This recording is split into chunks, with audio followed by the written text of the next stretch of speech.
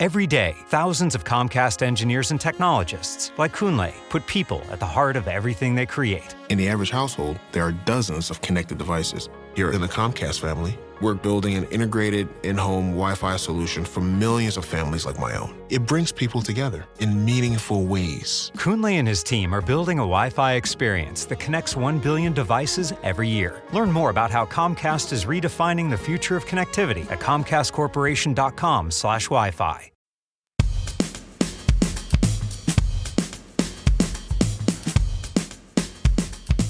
Hi, I'm Dahlia Lithwick, and this is Amicus, Slate's podcast about the courts and the law and the Supreme Court. And we are breaking the glass and coming to you in this extra Tuesday edition of the show because we are in a bona fide constitutional meltdown. On Monday night, Donald Trump shut the lights off. In a cryptic 2-page memo, Matthew J. Vaith, acting director of the White House Office of Management and Budget, instructed all federal agencies to, as of 5 p.m. on Tuesday, pause all agency grants and loans programs. Per the memo, each agency must perform a comprehensive analysis to ensure its grant and loan programs do not run afoul of this brand new directive. Quote, the use of federal resources to advance Marxist equity, transgenderism, and Green New Deal social engineering policies is a waste of taxpayer dollars that does not improve the day-to-day lives of those we serve, end quote. This order sent shockwaves through a federal government already staggered by the firing of a raft of inspectors general, the dismissal of the prosecutors who worked on the January 6th and classified documents prosecutions against Trump, massive DOJ reassignments and placements on administrative leave, a new ban on trans service members, the ousting of independent board members of the National Labor Relations Board, and an ongoing immigration crackdown.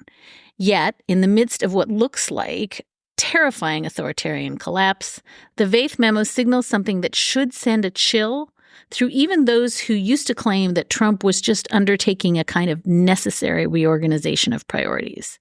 This is a DEFCON power grab, in plain view, by a Trump administration that does not believe that Congress or the courts will stop him. We're bringing you this extra episode because, indeed, this is not a drill, and we are sharing it with all of our listeners thanks to the support of our Slate Plus members who make this extra work possible with their subscriptions. More on how to support our work at the end of this show, but let's get right to it with our friend, Professor Stephen Vladeck of Georgetown University Law Center. Steve is author of the New York Times bestselling book, The Shadow Docket, How the Supreme Court Uses Stealth Rulings to Amass Power and Undermine the Republic, and his One First Substack, which is always indispensable, on Tuesday morning laid out the intricacies of this impoundment crisis, and it is essential reading. We're going to link to it in the show notes. Now, listeners, events are moving quickly, and the original very broad 2-page memo was followed up midday on Tuesday with an attempt to walk some of that back in the form of a new Q&A memo from the OMB. Now, the second memo was published after we taped with Steve.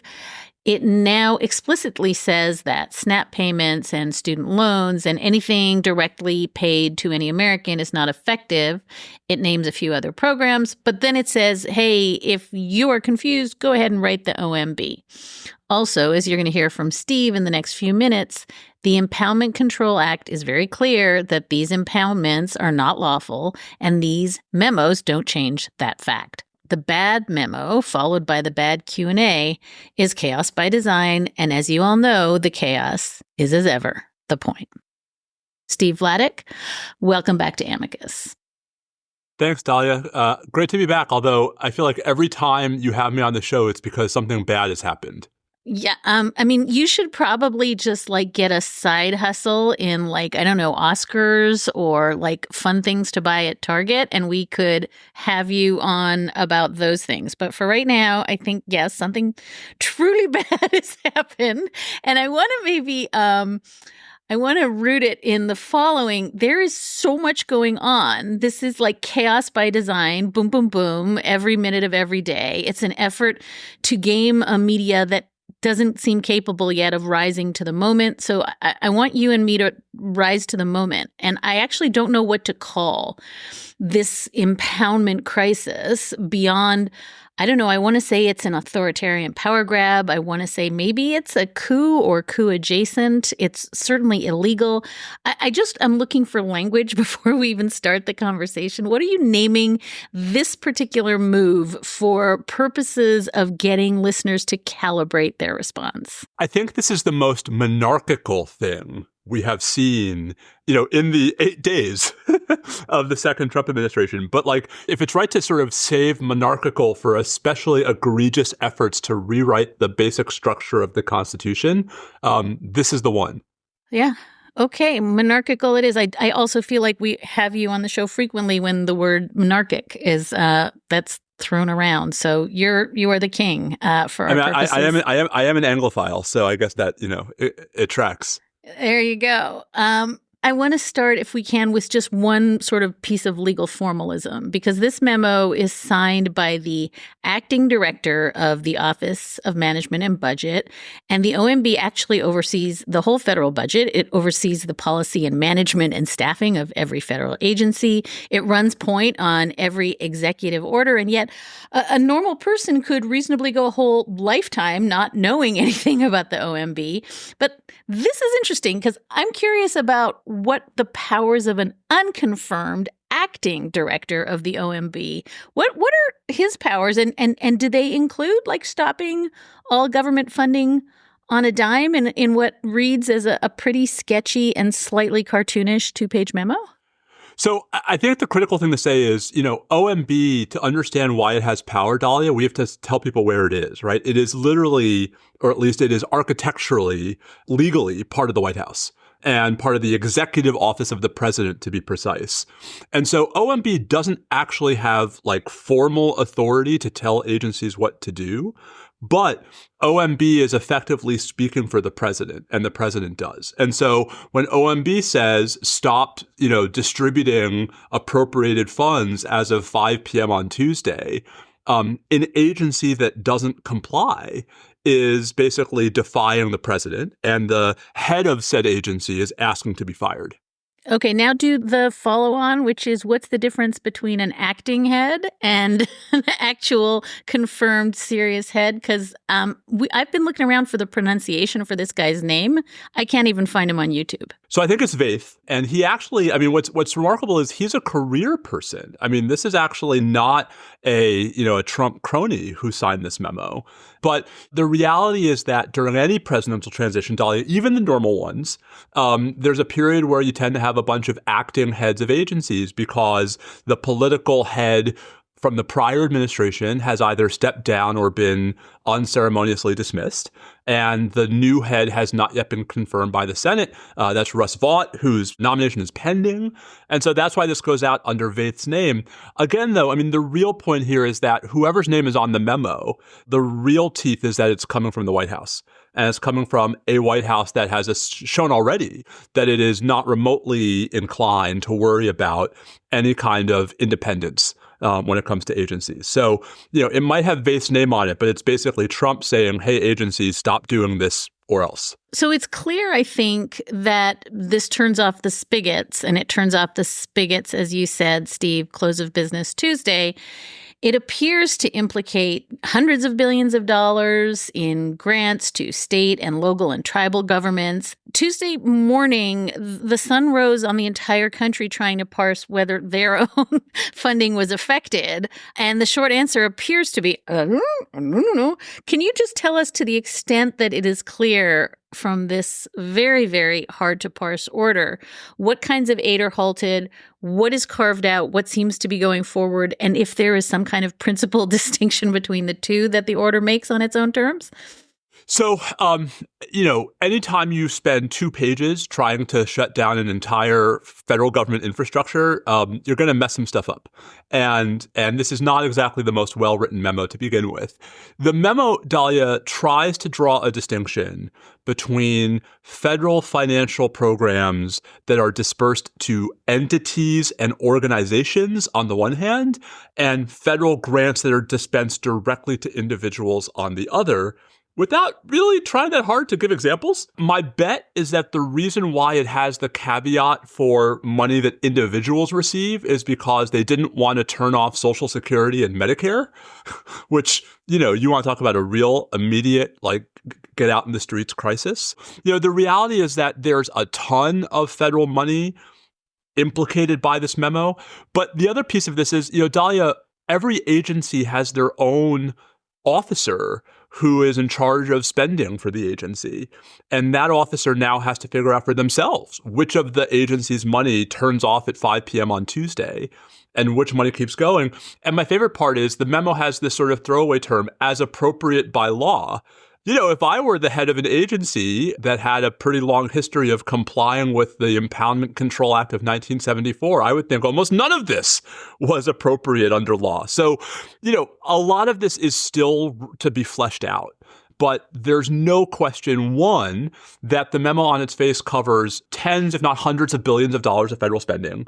And two, that the very confusion baked into where the memo doesn't apply is going to cause chaos, headaches, nightmares, right? In those contexts in which there's a debatable argument about whether the federal financial assistance is going directly to individuals or not. Now, I know you well enough to know you were jonesing to talk about the Impoundment Control Act, and that's awesome. But there's one other piece of this that is just, I think, inscrutable and complicated that I'd love for you to just walk us through, which is this order styles itself as kind of temporary, right?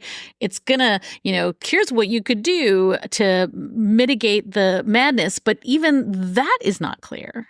The best defense I could try to offer of the memo is, hey, we want to take a close look at all federal spending programs. And so to facilitate our close look, we're going to put the freeze on any disbursements for 2 weeks.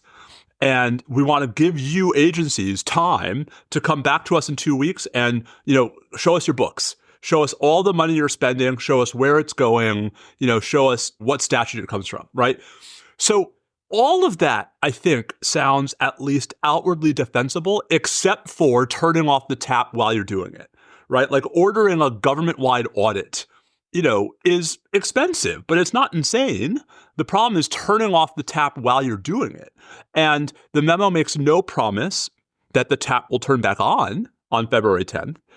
But even if it does, two things are true. One, turning off the tap for even 2 weeks will cause irreparable financial harm to tons of organizations and people. And two, and I'm sorry that I'm sort of jumping to the punchline, the Impoundment Control Act of 1974 specifically says no, temporary deferrals also are impoundments. You can't get around an impoundment by saying it's only a short one. So there's a story you could have told about a government-wide spending audit where you kept the money flowing during the audit, but that's not this. So tell us about this term of art, impoundment, because I think this is where people start to panic that they don't know what we're talking about. And this legal word is just sort of fancy talk for a president's choice to decline to spend or impound funds that are properly appropriated by Congress for some purpose.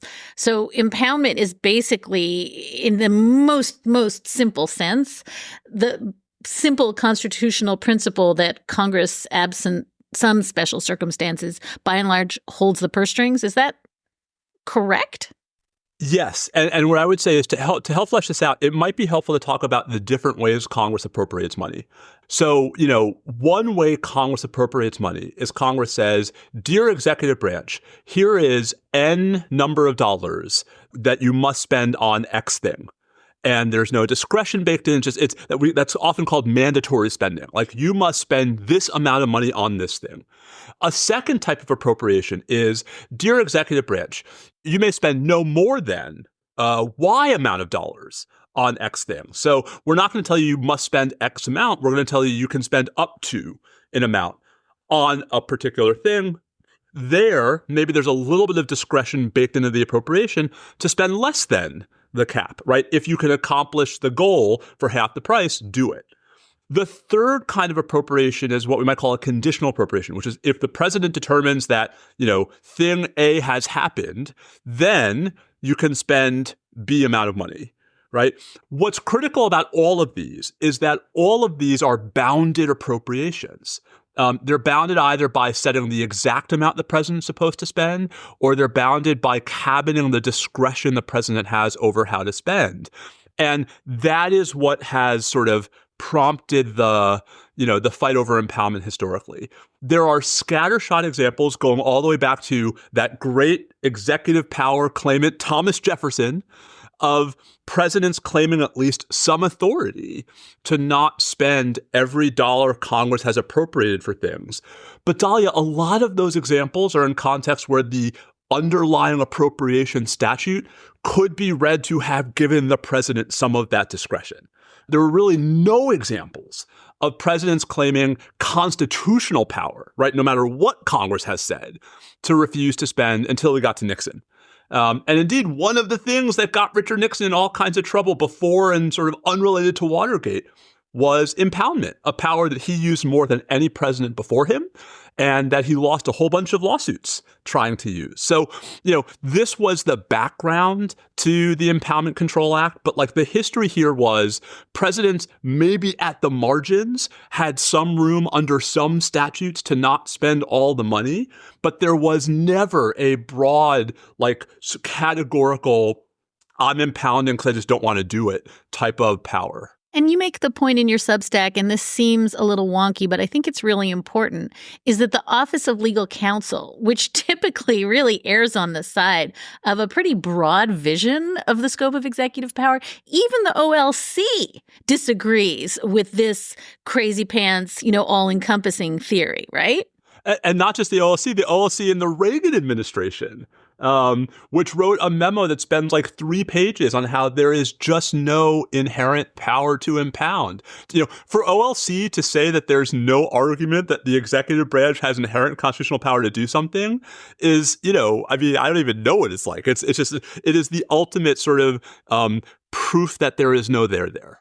More in a moment with Professor Steve Vladeck. This podcast is brought to you by Progressive Insurance. Fiscally responsible, financial geniuses, monetary magicians.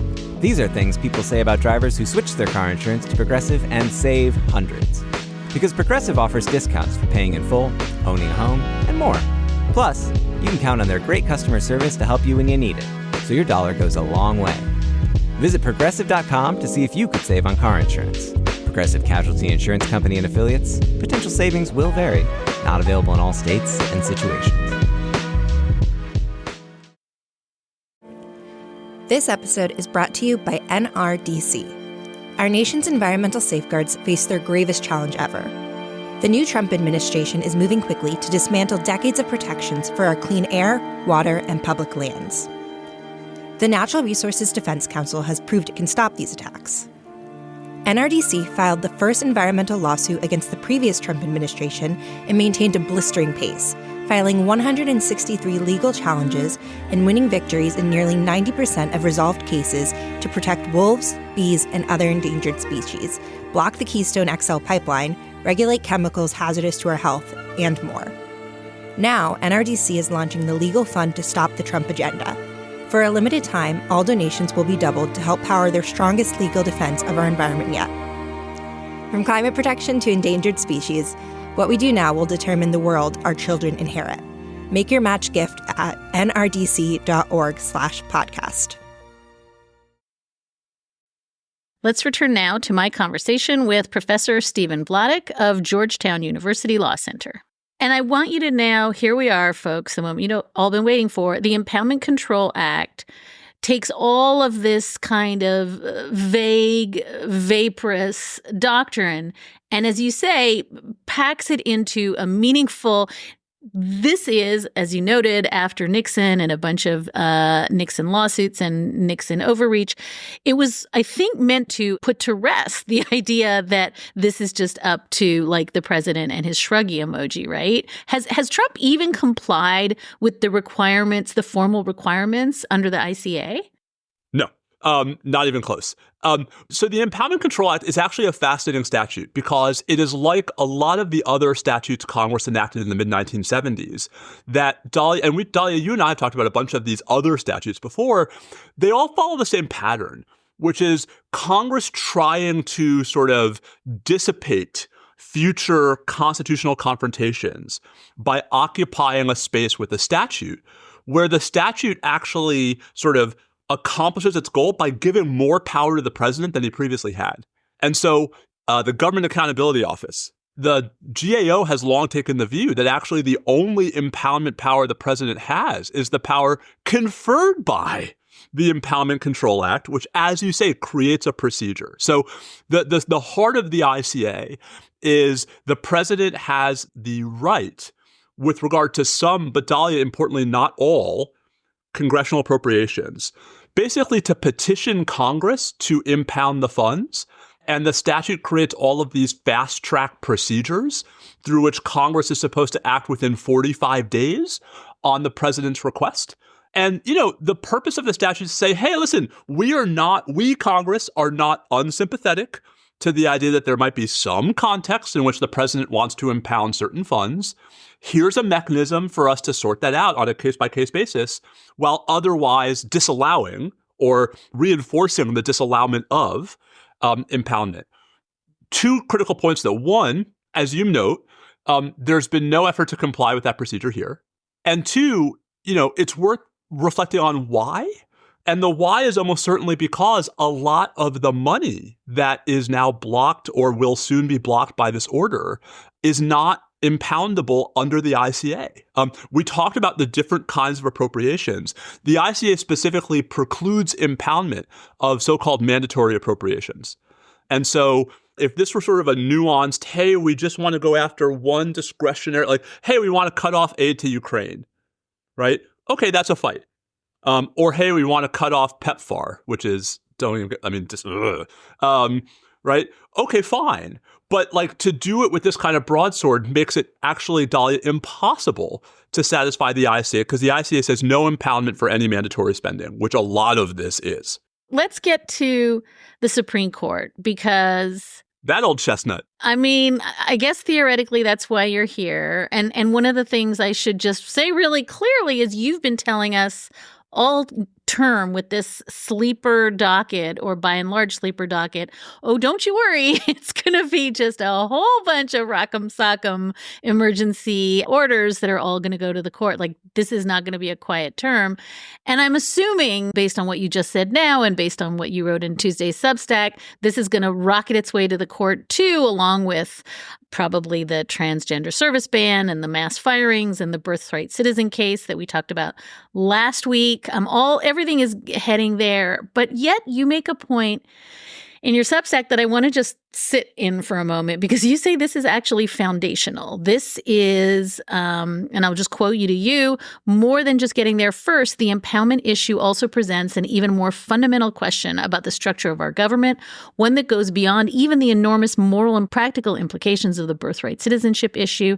If presidents can impound appropriated funds at any time and for any reason, then there's not much point to having a legislature. And I want you to just, in the most fulsome way you can, explain why people who are losing their minds right now about inspectors general and firings at the Justice Department and, ICE roundups and deploying the military to do immigration at the borders, like, in your view, this is different in kind because it really implicates something almost bigger than all of that.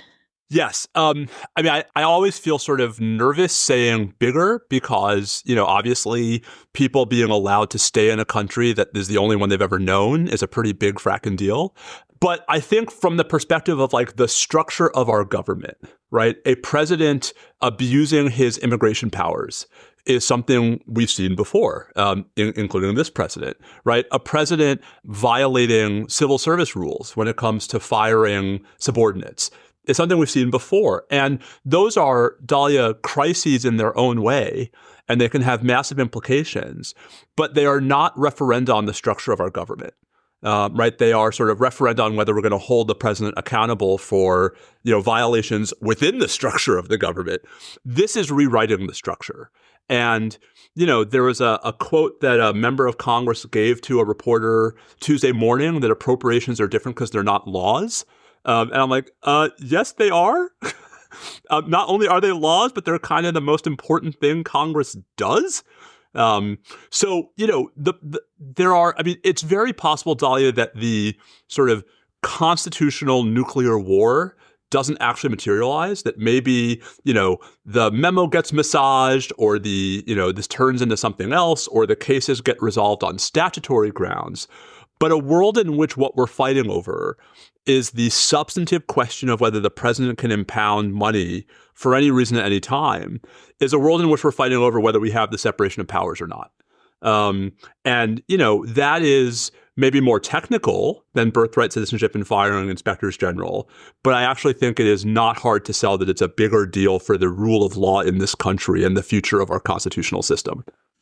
I want to think about this through this prism of a really smart piece that went up in Just Security on Tuesday by Adam Cox and Trevor Morrison, where essentially they find that the through line, I think this is before this memo comes down, but they say the through line for so many of the executive orders from, border policy to the TikTok ban, that the through line is that the claim being made by the Trump administration is that even when the Constitution kind of divvies up powers between the executive branch and Congress, Trump's view is that Congress is always subordinate.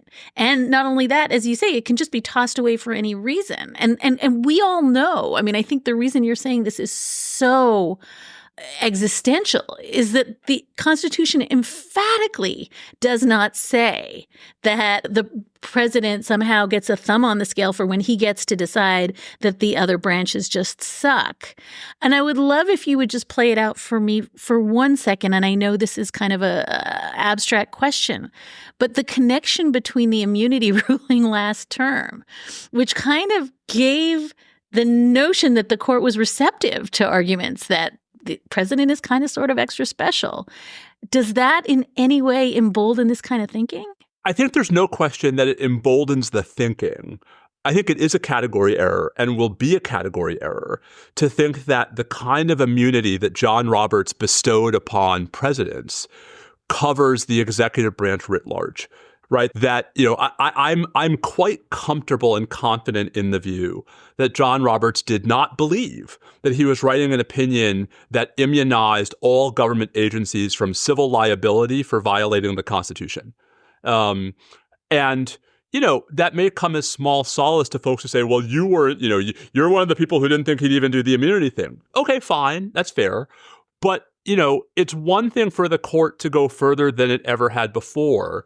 It's another thing for the court to say, all this time we've been in base 10, actually we're in base 7. I think this is more that than the immunity case. The cultural point here, I think, is pretty critical, right? Which is we have seen already from not just, rank and file Republicans in Congress, but from senior members of the leadership, a view that was expressed by one of them as we're basically like a board of directors to Trump's CEO. And one, then you might as well not be in Congress, right? That is not why we have a legislature. Two, the founders would actually climb out of their graves, climb back in and, fall on their heads if they heard that. But three, and I think this is the really critical point here, whatever you think of John Roberts and Brett Kavanaugh and Amy Coney Barrett, they're not going to buy that. And the more that they see that coming out of Congress, I actually think the more entrenched they will be when these kinds of cases come to them. The more that they see that no one else is going to stand up to this kind of attempt to rewrite the constitutional system, the less inclined I think they're going to be sympathetic to any of the arguments coming out of the Trump White House. Yeah, and I think it's really important to emphasize, Amy Coney Barrett's concurrence in the immunity case expressly said the thing you just said, don't come to me with this because this ain't happening. And, the Chief Justice going back to Youngstown again and again was saying this is not without limit. So please don't come to me saying that it's without limit. And the very, very same Supreme Court just last term had a case in which some radical right-wing folks tried to rewrite Congress's appropriations power. And in a majority opinion by, I kid you not, Clarence Thomas, right? The court voted 7-2 that it was nuts. They got 2 dissents. They got Alito and Gorsuch, and maybe they'll get Alito and Gorsuch this time around too. But Dahlia, I can't even count to 3 for, now, does that mean that none of these sort of efforts will succeed? No. I mean, there might be procedural issues in the cases. They might try to find a more nuanced way to justify what they're doing. But even this Supreme Court, if it gives up on Congress's appropriations power, I mean, just to put the point as directly as I can, Dahlia, the court's budget depends upon a functioning appropriations power, right? The Constitution protects the justices' salaries, but that's just 2% of the Supreme Court's budget for fiscal year 2024. 98% of the court's budget depends upon a functioning appropriations process. The justices have both a, structural and a very, very, I think, personal interest in not upsetting that particular apple cart. Right, especially the justices who rely on the generous travel budget. Oh, wait, sorry. That's different show. We're going to take a short break. And we are back with Professor Steve Vladeck of Georgetown University Law Center. I want to talk for 1 second about the sort of perfect alignment between, you mentioned Russell Vought, Trump's nominee to lead OMB. He's not yet been confirmed. He was a principal author of Project 2025. I think he's vowed every which way from Sunday that one of his big objectives was to move all the power over spending from Congress to the executive branch. None of this is a surprise. This is all in Project 2025. This is what they ran on. As you said, there is this argument, we have a mandate. The public overwhelmingly by huge margins voted for us to do whatever we want to do. LOL. Math is hard. Math is hard, as you can tell from the 2-page memo. But I think that the thing that is really arresting right now is that clearly Donald Trump himself believes that Congress and the courts are completely subordinate to him. His cabinet appointees and his advisors appear to agree.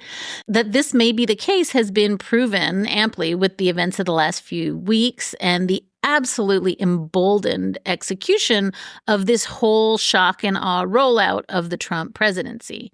Now, one school of thought holds that this is just Trump and his band of Project 2025 loyalists simply swinging for the fence to test the waters. The other school of thought kind of holds that they see no impediments here because there are no impediments left.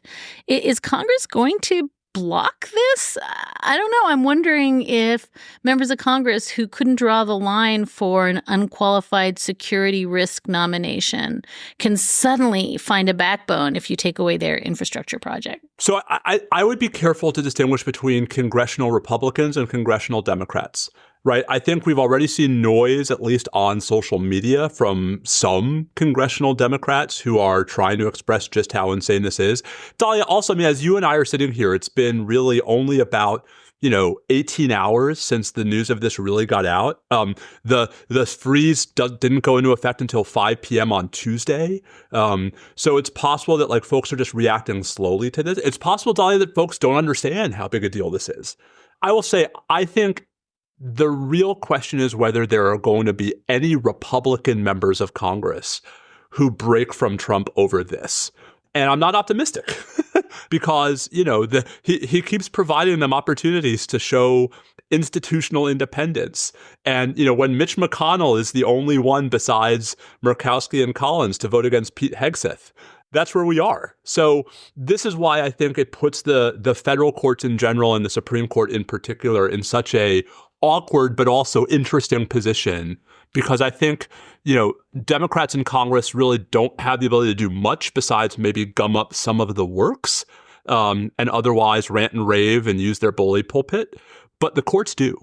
And, I think the question I have is just how much are Republicans going to get behind the courts, right? When, not if, they start ruling against some of this nonsense. The real crisis I worry about is not this. The real crisis I worry about is, a John Roberts majority opinion for a 6-3 or 7-2 court that Trump, just sort of throws in the trash can. Right. That's the definitional constitutional crisis. we're not at that because everybody agrees right now.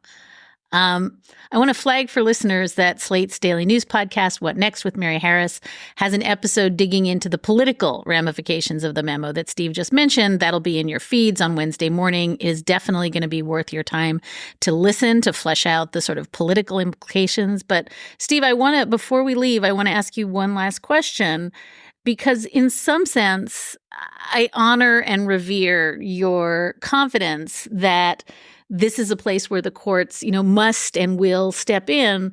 But I also just want to note that this is Donald Trump and his administration and the very, very fancy lawyers that he surrounds himself with, treating the law the way he always treats the law. You do the smash grab, you file the frivolous pleadings, you chill everybody into compliance, you delay.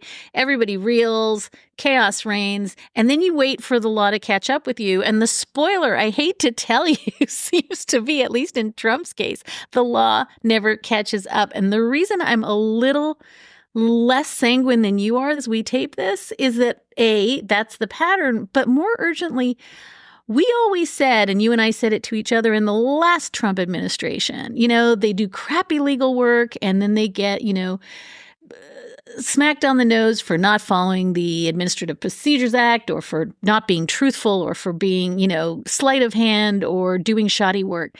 They've had 4 years to write this memo, and it's garbage, Steve. I mean, it reads like a Trump pleading. It reads like the Trump pleading in the TikTok case.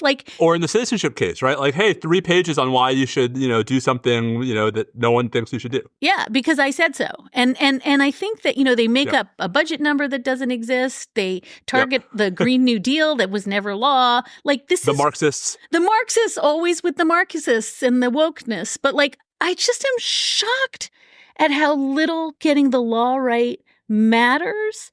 And I guess I want to say my takeaway after Trump 1.0 was that shoddiness and sloppiness and carelessness and the sort of winking, this doesn't even matter, that got them in so much trouble that they would be careful and meticulous about the law.